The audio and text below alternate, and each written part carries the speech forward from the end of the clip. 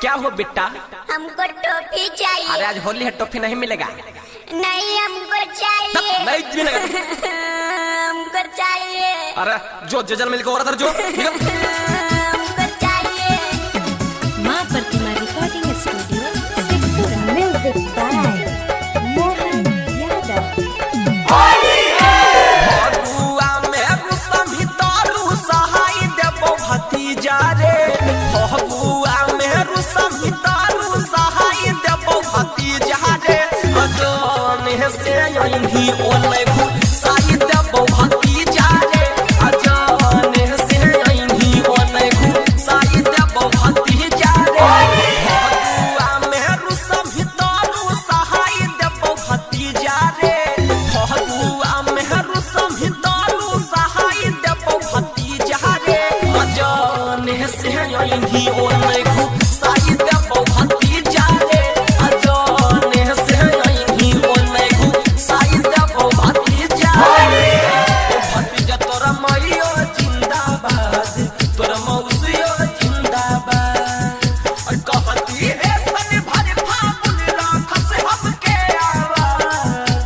कहती है सन भर फागुन राखस हमके आवाज। भतीजा तोरा मैयो जिंदाबाद, तोरा मौसियो जिंदाबाद।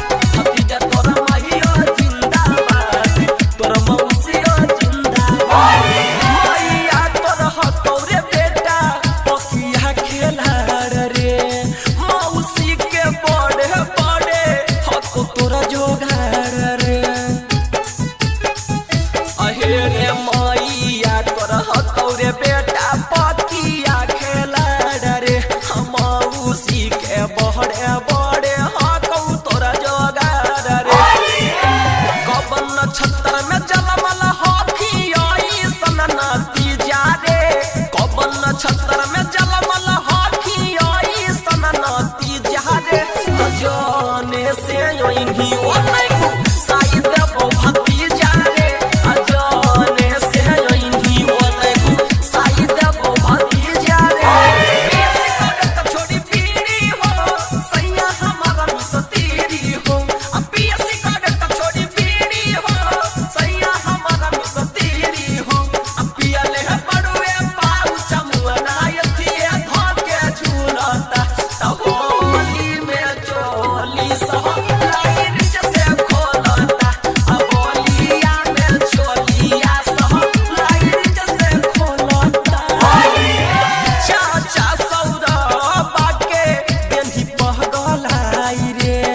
कैसे गणेश भैया देलखुन तोरा जहलमाई रे। अहे रे चाचा सुगमा